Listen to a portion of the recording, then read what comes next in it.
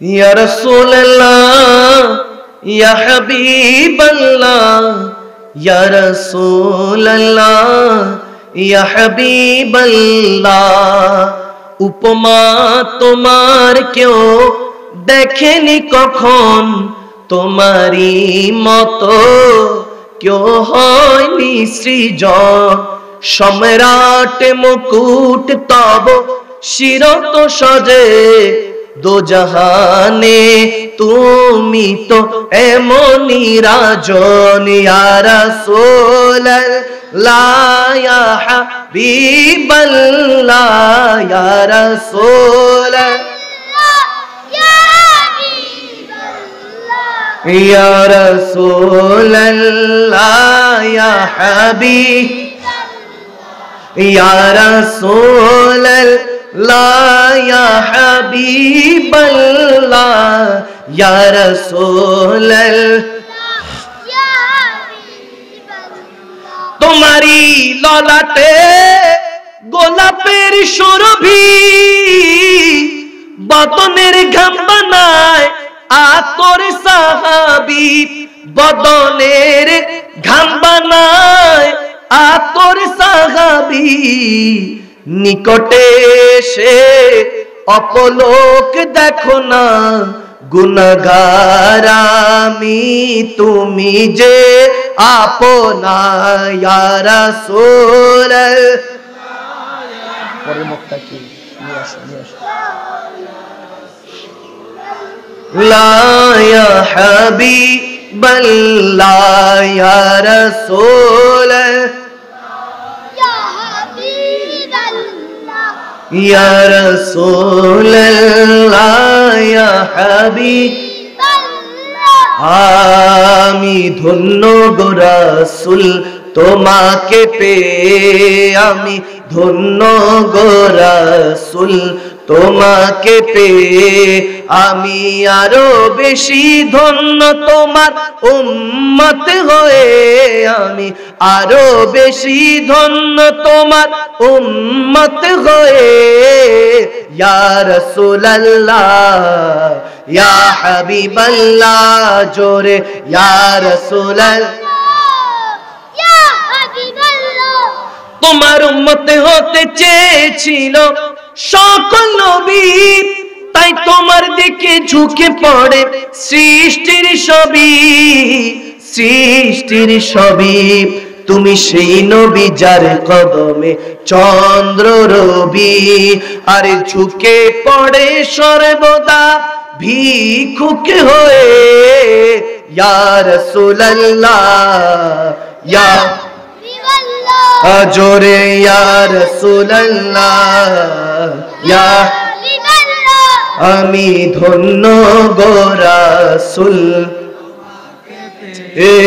আমি ধন্য গো রাসূল তোমাকে পেয়ে আমি আরো বেশি ধন্য তোমার উম্মত হয়ে আমি আরো বেশি ধন্য তোমার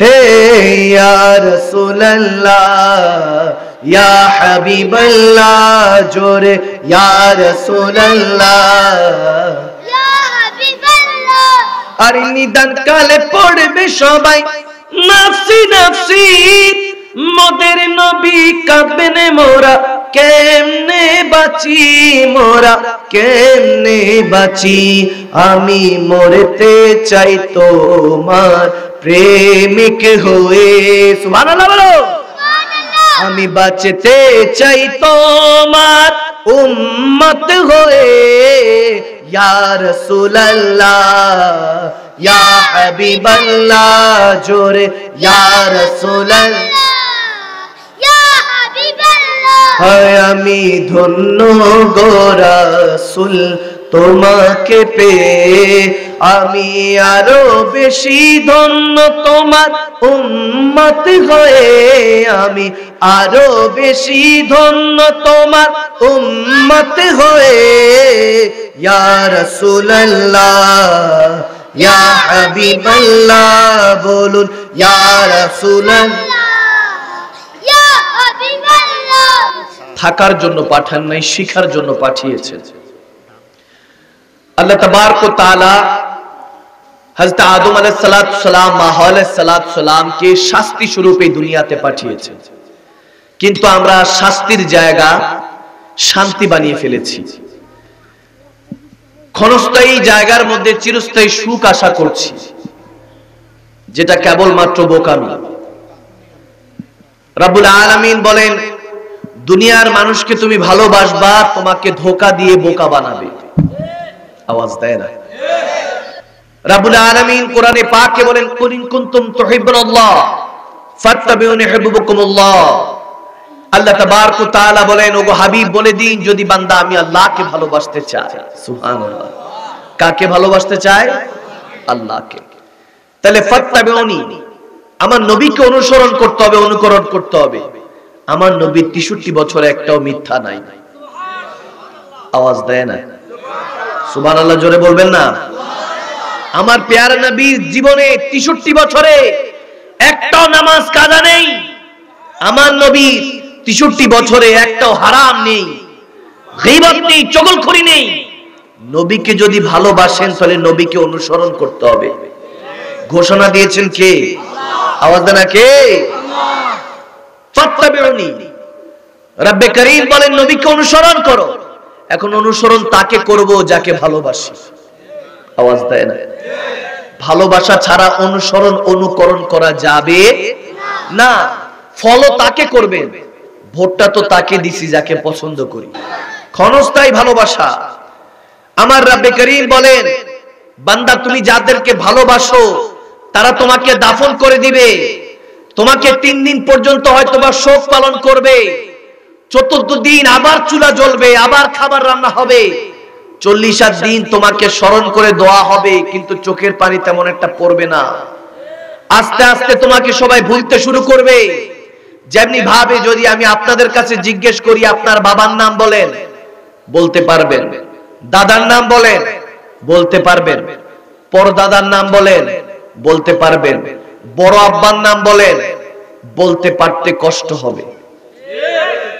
বলবেন হুজুর নামটা এখন মনে পড়ছে না। আমি বলবো এর উপরে বলেন, বলবেন হুজুর নামই জানি না। ঠিক কিনা? ঠিক কিনা? 2-3টা জেনারেশন পর কেউ আর মনে রাখে না। এই হলো ভালোবাসা। আপনার সন্তান রেখে গেলে তারা হয়তো আপনাকে স্মরণ করে দোয়া করবে, আপনার স্ত্রী আপনার জন্য হয়তো বা স্মরণ করে দোয়া করবে, মা বাবা বেঁচে থাকলে তারা স্মরণ করবে, নাতি নাতনি দাদা দাদি নানা নানি হিসাবে মা বাবার প্যারেন্টস, মা বাবার মা বাবা মনে করে স্মরণ করবে, দোয়া করবে, মন থেকে বেশি একটা না, অল্প অল্প। তেমনি ভাবে যখন 3টা জেনারেশন ক্রস করবে, আপনার নাম, আপনার গরিমা, আপনার ইতিহাস, আপনার সমস্ত দুনিয়াদারি অহংকার ওই 3য় জেনারেশন পর মুছে যাবে। এ হলো দুনিয়ার ভালোবাসা। আমার রব্বে করিম বলে, বান্দা আমি আল্লাহকে ভালোবাস। যদি আমি আল্লাহর ভালোবাসা পেতে চাও, নবীকে অনুসরণ করো। নবীকে অনুসরণ করবা, 1000 বছর পার হয়ে যাবে। আবু বকর সিদ্দিক নামকরণ তোমার মতো যদি ওইরকম সিদ্দিক আকবর নাম হয়ে যায়, ওমর ইবনুল খাত্তাব নাম হয়ে যায়, উসমান গনি শেরে খুদা আলী নাম হয়ে যায়, যদি শাহজালাল ইয়ামানি, শাহপরান ইয়ামানির মতো নাম হয়ে যায়, ফাসকুরনি আসকুরুকুম, ওয়াদা করলাম মরে যাবা তুমি, কিন্তু তোমার জিকির চলতে থাকবে। আমি আল্লাহর ভালোবাসা কতটুকু দামি? কুল্লু নাফসিন যায়কাতুল মাউত, দ্য টেস্ট অফ ডেথ। মৃত্যুর স্বাদ যখন গ্রহণ করবা, তখন দুধ কা দুধ, পানি কা পানি, সমস্ত কিছুই পরিষ্কার হয়ে যাবে। আমি আল্লাহর ভালোবাসা কত দামি। আমার আল্লাহ বলেন, বান্দা যত রকম ভালোবাসা এই দুনিয়াতে আছে, একটা জিনিসের জন্য সবাই দৌড়াদৌড়ি করে, মারা মারা ফিরে। একটাকে ইনকাম করতে 10টা মিথ্যা বলে, 10টা মিথ্যাকে ধামাচাপা দেওয়ার জন্য 100টা মিথ্যা বলে। এই একটার জন্য এই মায়া, এই ভালোবাসা, এই অনুভূতি, যে পাগল তার তো কোনো হিসাবই নেই। ঠিক কিনা? যে ছোট বাচ্চা তার তো ইবাদত নেই। আল্লামা ইকবাল আলাইহি रहमा বলেন, बचपन कितना हसीन था इकबाल, बेनमाजी भी थे और बेकसूर भी थे। ছোটবেলা কত সুন্দর ছিল, বেনামাজিও ছিলা, নিষ্পাপ মাসুম বাচ্চাও ছিলা। ঠিক কি না? এখন ফরজ আকিমুস সালাত লিযিকরি, এখন নামাজ ফরজ, কাজা করলে এটার হিসাবটা নেবেন কে? আল্লাহ।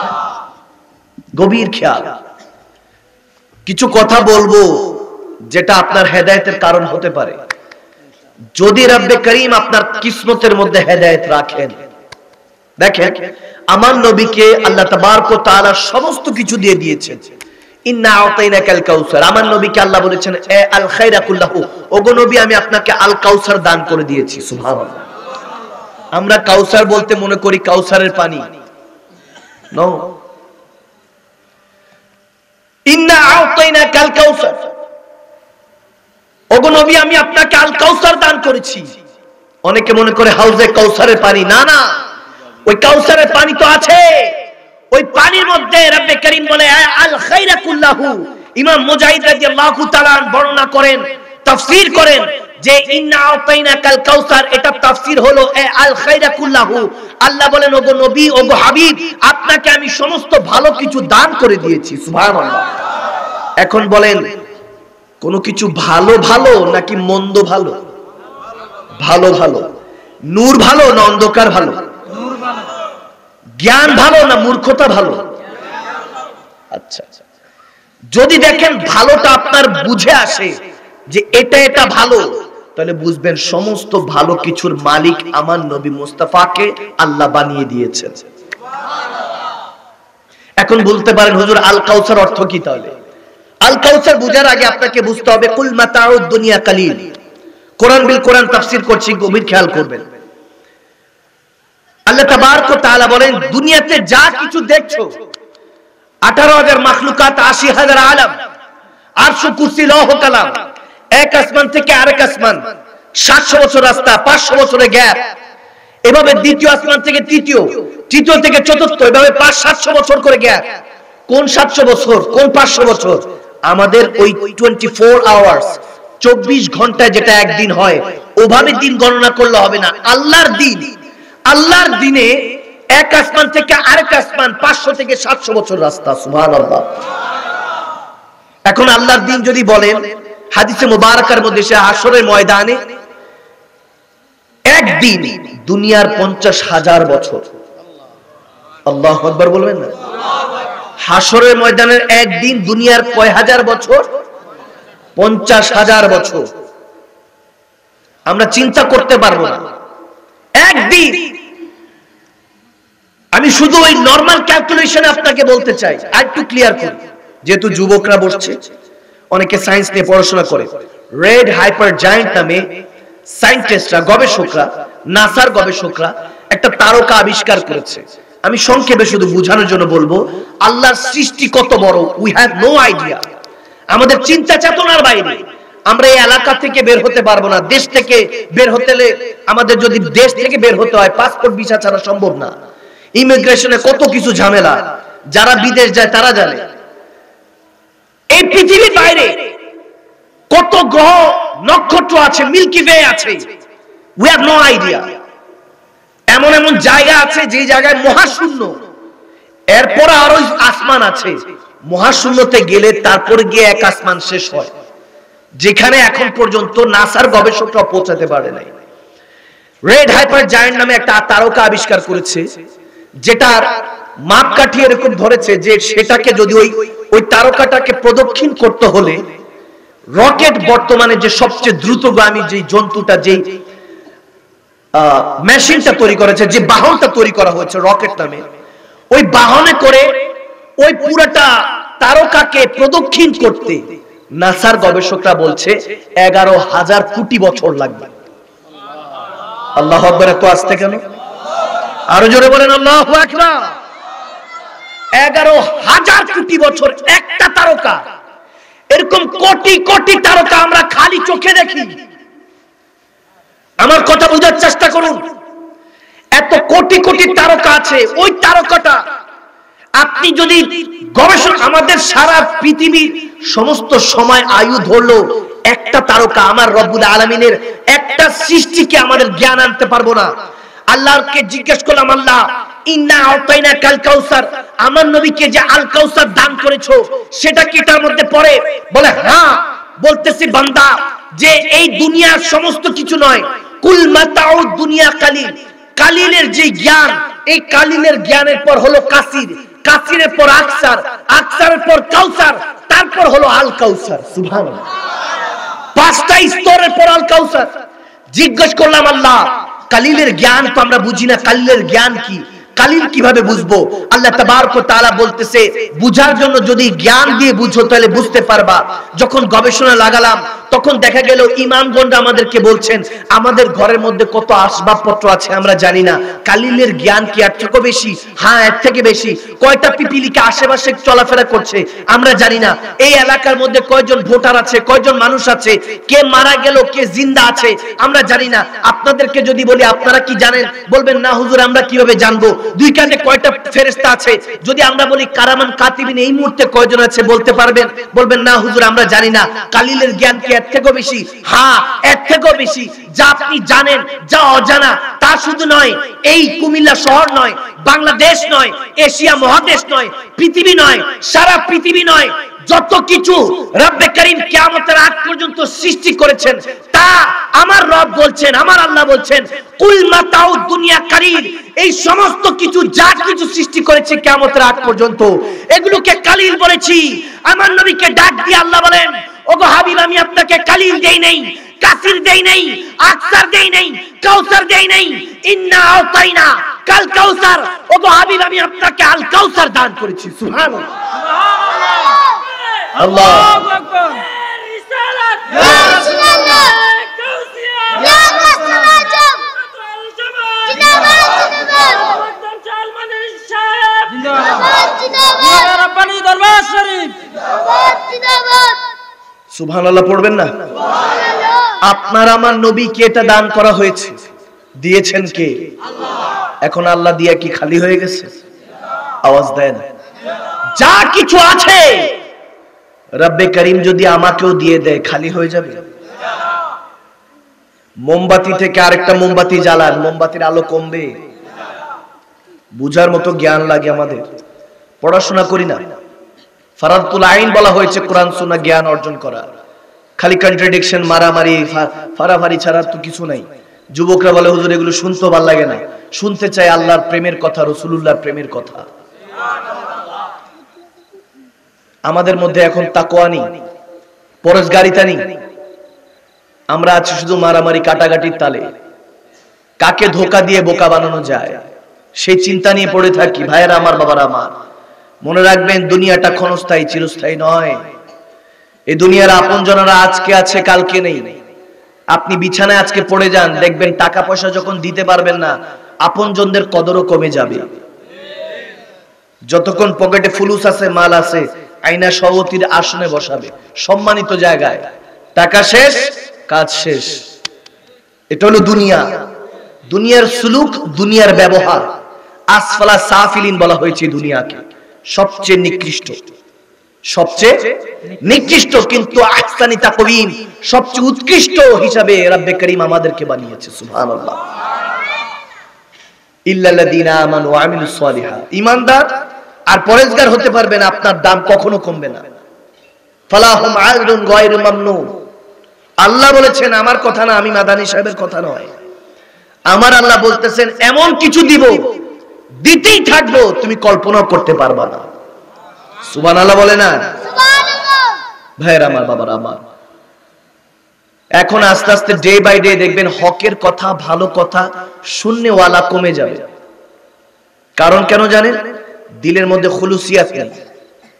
এখন যারা যুবক আছে তাদের কাছে দুনিয়াটা রঙিন মনে হয়, কারণ যা শো করানো হয় তাই আমাদের ভালো লাগে। প্রত্যেক দিন এরকম হয়, সোশ্যাল মিডিয়ার নামে ভাইরাল কোনো কিছু না থাকলে তো সময় পার হয় না। আমাদেরকে ব্যস্ত করে দিয়েছে দুনিয়াদারির মধ্যে। আপনি কামান, আপনি ইনকাম করুন, সমস্যা নেই, কিন্তু আপনি সেই পরওয়ারদিগার আলমকে ভুলে গিয়েছেন। হাসির ছলে ভুলে যান, চোখের পানিতে ভুলে যান। দুঃখ পেলে মসজিদে গিয়ে তখন মনে পড়ে আল্লাহ একটু হেফাজত করো। আওয়াজ দেয় না? দুই হাত তুলে বলে আল্লাহ আমাকে 10 কোটি টাকা দাও। কসম করে বলতেছি 1 কোটি টাকা মসজিদে দিব, এরকম আছে না কিছু বান্দা? আচ্ছা, এখন যে ফকিন্নি হয়ে রয়েছে কেন? 9 কোটি আল্লাহর দরবারে দিলে কি সমস্যা? মন, ওই যে ধন দেয় কিন্তু মন দেয়, আল্লাহ দেয় কিন্তু মানুষের মন তো এরকম। আজকে বসেছি, এসেছি, কিছু মনোযোগ দিয়ে শুনছি, যাদের কিসমতে হেদায়েত আছে, যাদের কিসমতে হেদায়েত আছে এখান থেকে হেদায়েত হয়ে ঘরে ফিরবে। সুবহানাল্লাহ কয় না? ভাইরা আমার, ওই যে বলছিলাম রব্বে করিম ইন্না আতাইনাকাল কাউসার, আমার নবীকে আল খায়রা কুল্লাহু, সমস্ত ভালো কিছু দিয়েছেন, একটা জিনিস ছাড়া, ওটা হলো হেদায়েত। আমার নবীর কাছে হেদায়েতের খাজানা দেন। আল্লাহ বলেন হেদায়েতের মালিক শুধু আমি আল্লাহ। ওগো নবী, আপনি উম্মতকে এত ভালোবাসেন, আপনার কাছে যদি হেদায়েত রাখি আপনি সব উম্মতকে হেদায়েত করে দিবেন।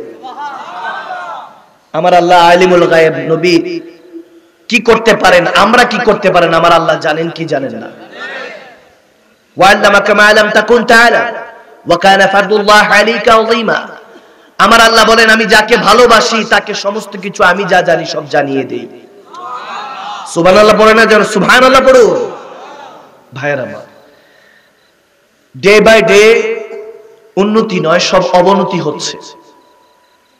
যত রকমের টেকনোলজি দেখে খুশি হই, মোবাইল থেকে শুরু করে, এই মোবাইল, এই গ্যাজেটটা যদি আজ থেকে 100 বছর আগে এটার ব্যাপারে কেউ আলোচনা করতো, জুতা দিয়ে বেরিয়ে আওয়াজ দেয় না।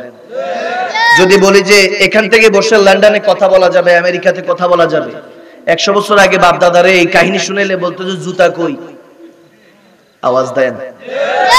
যদি বলতাম 100 বছর আগে এমন একটা বাহন আছে যে বাহনে করে 6 ঘন্টায় বাংলাদেশ থেকে সৌদি আরব যাওয়া যায়, বাপ দাদারা কত ফিসা গো, আওয়াজ দেয় না। মানতে চাইতো না, কারণ ওই সময়টা আবিষ্কার হয় নাই, এখন আবিষ্কৃত হয়ে গিয়েছে। আপনি আমি মনে করছি এগুলো উন্নতি। লাইট আছে, প্যান্ডেলের মধ্যে মাইক আছে, দূর দূরান্ততে মাইক দ্বারা কথা প্রচারিত হচ্ছে, এমনকি ক্যামেরা পৌঁছে গিয়েছে, যেটা এখানে আলোচনা হচ্ছে সেটা কোটি কোটি মানুষ সারা পৃথিবীতে বসে দেখতে পারে। কত আবিষ্কার হলো, কত কিছু ফ্যাসিলিটিস তৈরি হয়ে গেল বান্দার জন্য। বান্দা মনে করছে এটা উন্নতি। না না, 1450 বছর আগে আমার আল্লাহ ডিক্লার দিয়ে দিয়েছেন, ওয়াল আসরি ইন্নাল ইনসানা লাফি খুস। বান্দা তুমি অবনতিতে আছো, আমি সময়ের কসম খেয়ে বলছি, যে সময় আসরের সময় কসম খেয়েছেন, যে সময় আমি রব্বে করিম বলেছি কিয়ামত সংগঠিত করব, সেই সময় কিয়ামতের সংগঠিত সময়ের কসম খেয়ে বলছি, বান্দা তোমরা অবনতিতে আছো, উন্নতি নয়। সামনে তোমাদের কিয়ামত, পিছনে তোমাদের মৃত্যু ছুটছে। ঠিক কি না? দিস দ্য ট্রুথ, এটাই সত্য। পিছনে মৃত্যু, সামনে কিয়ামত। ভবিষ্যৎ বলতে কিছু নাই। ভবিষ্যৎ গড়ে 1 বছর, 2 বছর, 3 বছর। আমার কাছেও আসে অনেকে, হুজুর দোয়া করেন এরকম এরকম। আমার এক খুব কাছে রুহানি সন্তান, আমার এক বাবা দোয়া চাচ্ছে, উনি চট্টগ্রামে ওনার বিজনেস আছে, পাথরের বিজনেস করে, উনি পাথর এক্সপোর্ট ইম্পোর্ট করে।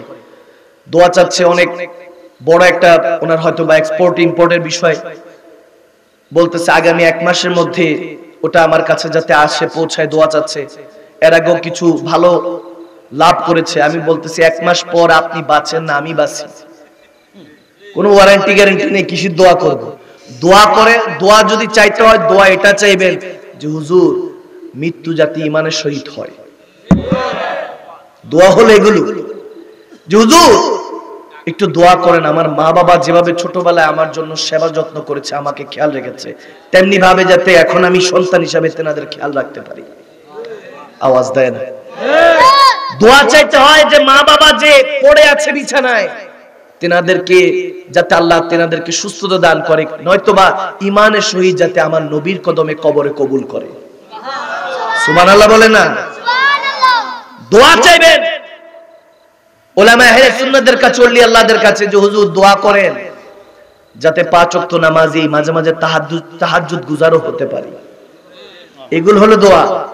রুজি রোজগার যা আছে সব রব্বে করিম এই শাবান মাসে বায়কি শরীফের একটা হাদিস শুনেন, মুসনাদ আহমদের মধ্যে হাদিসটা এসেছে।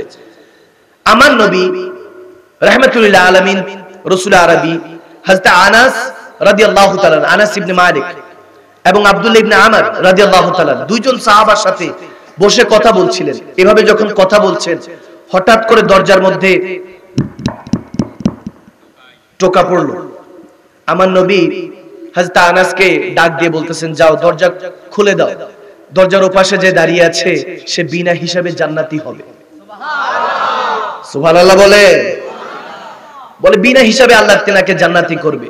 হযরত আনাস ইবনে মালিক রাদিয়াল্লাহু তাআলা দৌড়ায় গেলেন, দরজা খুললেন, দেখে একজন দাঁড়িয়ে আছেন, খুব জুতাটাকে দেখাচ্ছেন না, যেহেতু রাসূল পাকের সাথে দেখা করবেন, রাসূল আরবির সাথে, জুতাটা এক সাইডে রেখে আস্তে করে ঢুকছেন, সালাম দিলেন, আসসালামু আলাইকুম। তখন হযরত আনাস ওয়া আলাইকুম সালাম বললেন, দেখতেছে দাড়ির মধ্যে এখনো অজুর পানি টপ টপ করে পড়ছে। তখন ওই সাহাবায়ে রাসূল যিনি ছিলেন উনি প্রবেশ করলেন, নবীর সাথে কথা বললেন, চলে গেলেন। পরের দিন সেম সিচুয়েশন, সেম অবস্থায় হযরত আনাস আব্দুল ইবনে আমর বসে আছেন। বসা অবস্থায় আবার নকনক হলো। আমার নবী আবার বললেন, দরজার ওপাশে যিনি আছেন তেনাকে আল্লাহ বিনা হিসেবে জান্নাতি হিসেবে ঘোষণা দিয়েছে, সুবহানাল্লাহ, তেনাকে আসতে বলো। দরজা খুলে গেল, আবার ঢুকলো, সেম অবস্থা, দাড়ির মধ্যে পানি ঝুলতেছে, জুতাটা এক সাইডে।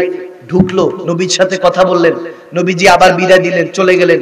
তৃতীয় দিন সেম সিচুয়েশন, সেম অবস্থায় হযরত আনাসের সাথে কথা বলছেন, আব্দুল ইবনে আমরের সাথে কথা বলছেন, আবার নকনক পড়লো। আমার নবী বলেন, দরজার ওপাশে যে আছে আল্লাহ বিনা হিসাবে জান্নাতে দিবে, সুবহানাল্লাহ। হযরত আনাস বুঝতে পারলেন, দুই দিন আগে যে দুইজন বসে বসে যে একজন ব্যক্তিকে দেখছেন দুই দিন ধরে, মনে হয় ওই ব্যক্তিটাই আসছে, সুবহানাল্লাহ বলেন না। হযরত আনাস দরজা খুললেন, মুস্কি হাসি দিলেন, সালাম আদান প্রদান হলো। ওই সাহাবায়ে রাসূল প্রবেশ করলেন, নবীজির সাথে কথোপকথন হলো। নবীজি হুজরায় চলে গেলেন ভিতরে, ওই সাহাবীও চলে গেলেন। হযরত আনাস বিন মালিক রাদিয়াল্লাহু তাআলা আর আব্দুল্লাহ ইবনে আমর দুইজন মিলে, খুব ইন্টারেস্টিং কথা, মনে রাখুন, খুব গভীর মনোযোগে শুনুন। যখন কথা বলছেন, বলতেছে এক ভাই আরেক ভাইকে, হযরত আনাস আর আব্দুল্লাহ ইবনে আমর কথা বলছেন যে কি ব্যাপার ভাই, নবীজি তিনবার জান্নাতি হিসাবে বলেছেন, আল্লাহ তো জান্নাতি হিসাবে কবুল করেছেন। নবীজি এই কথা তো নিজের থেকে বলেন না, কারণ নবী যা বলেন বলান কে? আওয়াজ দেন কে? বলে ভাই জান্নাতি হিসাবে তিনবার ঘোষিত হয়েছে, কি আমল করে, কোন আমল করে যে আমলের কারণে আল্লাহ জান্নাতি হিসাবে ঘোষণা দিয়েছে? বলে দেখতে হবে, খোঁজ লাগাতে হবে। হযরত আনাস বিন মালিক বলতেছে, ভাই তুমি যাও, তুমি গিয়া বলো যে তোমার পরিবারের সাথে, ওয়াইফের সাথে একটু বনিবনা হয়েছে, তার বাসায় গিয়ে একদিন থাকো, 2-3 দিন থাকো, দেখো কি করে, কোন আমলটা করে। আমরা তো নবীজি যা বলেন, রাসূল আরবি যা হুকুম দেন সেই আমলগুলি করি। সে বাড়তি কি করে যে নবীজি দুনিয়াতে থাকতে বলতেছে জান্নাতি, সুবহানাল্লাহ, আরো বেহিসাব কোন হিসাবে জান্নাতি, নিশ্চয়ই কোনো না কোনো ভালো আমল তো করে, ঠিক না? হযরত আব্দুল্লাহ ইবনে আমর গিয়ে ওইখানে দরজায় নকনক দিলেন, ওই সাহাবী দরজা খুলে দিলেন, ভাই কি হয়েছে? বলে আমার ওয়াইফের সাথে একটু বনিবনা হয়েছে, আপনার সাথে একটু 2-3 দিন থাকতে চাই, বাসায় যাব না রাগ করে। ঠিক আছে আপনি থাকেন, থাকতেছে। হযরত আব্দুল্লাহ ইবনে আমর এই হাদিসের এই জায়গায় বলতেছেন যে আমি দেখতেছি, আমি 5 ওয়াক্ত নামাজের সাথে তাহাজ্জুদ পড়ি, সে তাহাজ্জুদ পড়ে না। আমি তেলাওয়াতে কোরআন 3 পারা করলে 3 পারা যদি তেলাওয়াতে কোরআন পড়ি, সে 1 পারা পড়ে। আমি মাঝে মাঝে খেজুর দান সদকা করি, সে তো দান সদকাও করে না। ব্যাপার কি? তাকে জান্নাতি বানিয়ে রাখলো, আমলের দিক দিয়ে তো আমি বেশি। 3 দিন পারি দিল। 3 দিন পরে তো আব্দুল্লাহ ইবনে আমর বলতেছে, ভাই আমার সাথে আমার পরিবারে কোনো ঝগড়া হয় নাই, আমি আসছি আপনারা দেখার জন্য, চেক করার জন্য, গোয়েন্দাগিরি করার জন্য। কি আমল করেন যে আমলের কারণে আমার নবী 3 বার আপনাকে জান্নাতি বলেছে, সুবহানাল্লাহ। ওই সাহাবায়ে রাসূল তো শুনে নাই, বলে কি বলেন, আমার নবী আমাকে জান্নাতি বলেছে? আমি তো এরকম কোনো আমলই করি না, আমার থেকে তো মনে হয় আপনারা সবচেয়ে বেশি আমল করেন, আপনারা বেটার। আমি হয়তো গুড হতে পারি, আপনারা বেস্ট, গ্রেটেস্ট, আমি তো না খান্দা না চিজ। হ্যাঁ, বিন মাंग दिया और इतना दिया, दामन में हमारा समाया नहीं। আমার নবী এমন দাওয়া দেয় যে বান্দা কল্পনাও করতে পারে না। কারণ আমার নবী আল্লাহু ইউতি আনা কাসিমুন, নবীজি বলেন আল্লাহ আমার কাছে দেয়, আমি নবী মুস্তাফা বন্টন করি, সুবহানাল্লাহ। জিসকা খাতে हैं उसी के हम गीत गाते हैं। এজন্যই এই কথা শোনার পরে ওই সাহাবা রাসূল চোখের মধ্যে টলটল করে পানিটা ভেসে উঠলো, বলতেছে আমি তো এরকম কোনো আমল করি না, তবে হ্যাঁ প্রত্যেক দিন যখন রাতে ঘুমাতে যাই মনের দিকে, দিলের দিকে একবার খেয়াল করি। খেয়াল করে চিন্তা করতে থাকি, এই মনে কারোর জন্য কোনো হিংসা ফাসাদ নাই তো? যখন মন থেকে সারা আসে, না সবাই তোমার থেকে উত্তম, তুমি অধম, তুমি গুনাহগার, সবাই ভালো, সবাই নেককার, যখন এরকম স্যাটিসফাইড হই, যখন মনের মধ্যে একটা শান্তি প্রশান্তি আসে, কারো ব্যাপারে কোনো আলাপ নেই, কারো ব্যাপারে কোনো প্রশ্ন নেই, কোনো কষ্ট নেই, যখন এরকম শান্তি আসে তখন ঘুমাতে যাই। যখন ঘুম থেকে উঠি আবার মনের দিকে খেয়াল করি যে কারো ব্যাপারে কোনো নালিশ আছে, কারো ব্যাপারে কোনো অহংকার আছে, কোনো গীবত আছে, কোনো বিষয় আছে, কারো বেশি আছে দেখে আমার মনে কি কোনো কষ্ট আছে, কিংবা আমার মধ্যে কি ধৈর্য কম হয়ে গিয়েছে, কিংবা শুকরিয়া কম হয়ে গিয়েছে, এগুলো চিন্তা করি। যখন দেখি না এখনো আছে, তখন শুকরিয়া করে আবার দিনটা শুরু করি। সুবহানাল্লাহ, আলহামদুলিল্লাহ বলে দিনটা শুরু করি। তখন সাথে সাথে হযরতে আব্দুল ইবনে আমর কেঁদে উঠলেন আর বললেন, ভাই গো আমার, আপনার এই আমলের কারণে আপনার দিল মুতমাইন্না হয়ে গিয়েছে। রাদিয়াতাম মারদিয়া ফাদখুলি ফি ইবাদি ওয়াদখুলি জান্নাতি। আপনি আল্লাহর জন্য রাজি, আল্লাহর উপরে রাজি, আল্লাহ আপনার উপরে রাজি। এজন্যই क्या करेगा শয়তান পাজি, শয়তান আর আপনাকে ধোঁকা দিতে পারে না। নবীজি এজন্যই আপনাকে পুরস্কৃত করেছেন জান্নাতের মালিক হিসেবে, বিনা হিসেবে জান্নাত হিসেবে পুরস্কৃত করেছেন। আপনি আল্লাহর উপরে রাজি, যেমনটা আল্লাহ আপনাকে রেখে রাজি, আপনি তেমনটা থেকে রাজি। এজন্য আপনার ইবাদত কবুল, আল্লাহ আপনাকে জান্নাত হিসেবে ফাদখুলি ফি ইবাদি ওয়াদখুলি জান্নাতি, আপনি যে ইবাদত করেন আল্লাহ জান্নাত হিসেবে কবুল করে নিয়েছেন। সুবহানাল্লাহ। দুইটা বিষয় আপনাকে আলা থেকে আলা মাকামে পৌঁছে দিবে। একটা হলো আপনার মধ্যে শুকরিয়া থাকতে হবে, অপরটা হলো ধৈর্য।